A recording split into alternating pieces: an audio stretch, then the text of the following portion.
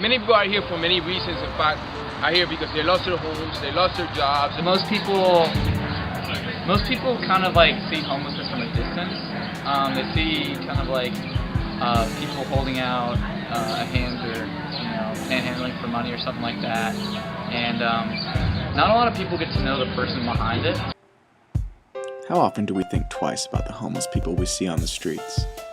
We only see a glimpse of their troubles, then our concern is pushed away once we walk past them.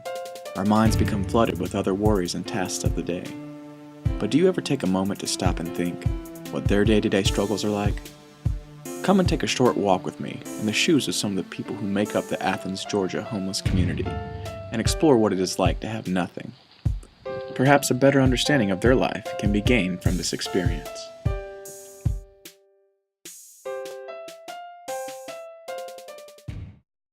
I'm pretty sure that most of the people I see on a regular basis are dealing with incredible trauma.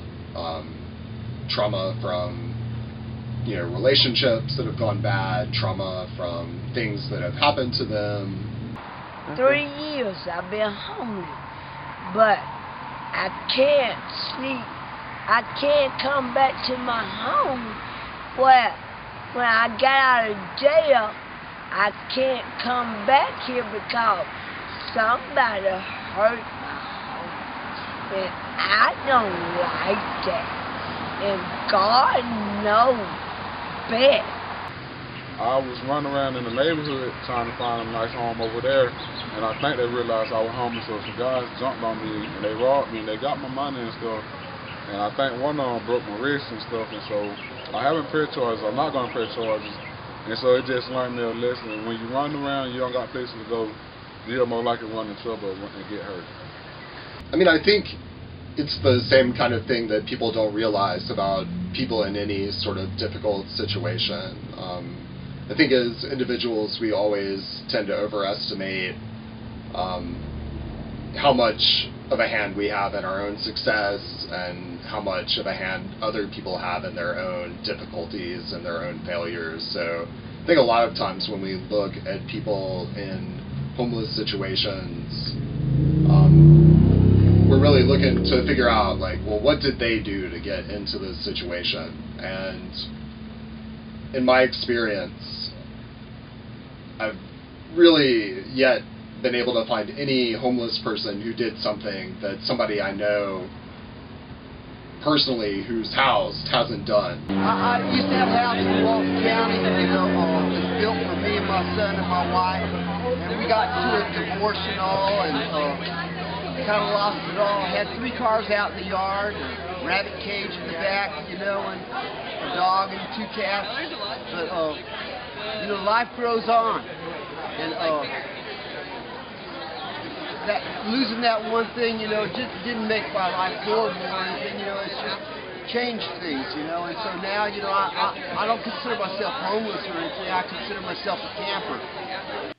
This is Tent City in Athens. Tent City is a loose term that people use to explain what this place is. It is really an area where groups of homeless people have set up a semi-permanent living situation.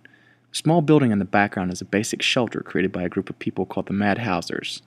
They build semi-permanent shelters for homeless people. It is very basic, a wood frame, some plywood, and a door with a chain and a lock on it. The homeless people do not own the land they are living on. This tent city has been around for 20 years, but there are many like it in cities all over the U.S. The greatest thing you have out here is hopelessness as a obstacle against people actually being able to come out and do things that they might find acceptable by society. Hopelessness, I say, is maybe a good 70 to 97% of the reason why people remain out here for such a long time. Greatest challenges that you face, physically, you face the elements on a daily basis. If you have a shower, or you have mosquitoes, or it could be simply being outside under the weather, and the agitation that comes from there are many hearts out here who have spent many years out here, and some actually don't know how to get out. Some maybe don't want to get out, and some think that this is their appropriate payment for the things that they have done throughout life. There are many issues for people out here. One of the biggest obstacles that's facing Athens as a whole is the job market. It's really hard for homeless people to find jobs, especially given that a lot of times they'll have records, a lot of times they'll have a lack of education. I know several homeless people who have filled out over 200 job applications without hearing anything back. I want people to know that we out here not called broke. We're out here called the housing place get too high. The money they give us ain't full in our house. When we pay our housing rent, food stamp, they come and set it down a little bit. It ain't nothing to hard live on. Can't get no job, we work with the government. The government put most of it out. Someone can't get a check, or they be down them. She telling lies, someone got half on, but shot in the knee. They're just looking over us. Cause we don't got no place to stay. They don't got no income. They don't got nothing but what people help them with. The help is given for the one that help us for our need. And a good need is the best need in God's eyes. And God helped us to live that. I think it's important to try and take care of people in your community and people around you who are struggling. And in my experience, of interacting with folks who are in homeless situations, most of them legitimately need the assistance and need the help. I think that giving somebody a dollar bill or something like that might feel good, but I think that the more transformative thing is going to be taking them out to eat and actually getting to have a conversation with them. I mean, if I could tell anybody what to do, is just walk with somebody through this process. Talk to them, get to know their story. You know what I mean? Share food with them, share life with them. That's kind of what I think is the best way to go about trying to help somebody. Just don't beat them down. Get them some help. Open your arms to them. Get them one chance. One chance. There's a lot of homeless people that all they need is one chance to make things happen. You know what I'm saying? Get them one chance.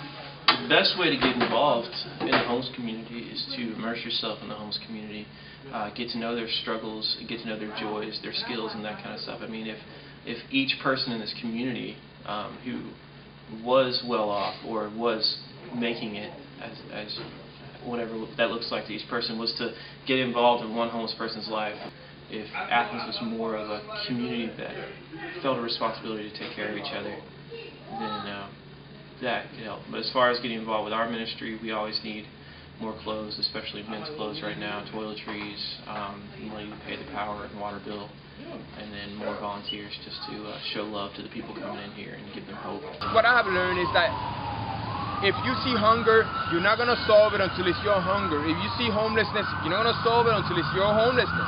Think of that you're the one outside, and don't just think it, know it in your heart. Because when you do this, then you're going to feel it within your own soul. You're gonna have that need to fix it now, because you don't want to be outside. You don't want to be left out in the cold. The day that you see hunger and homelessness as your problem will be the last day of hunger and of homelessness in the planet Earth. Why is there so much pain? Why the tears still fall?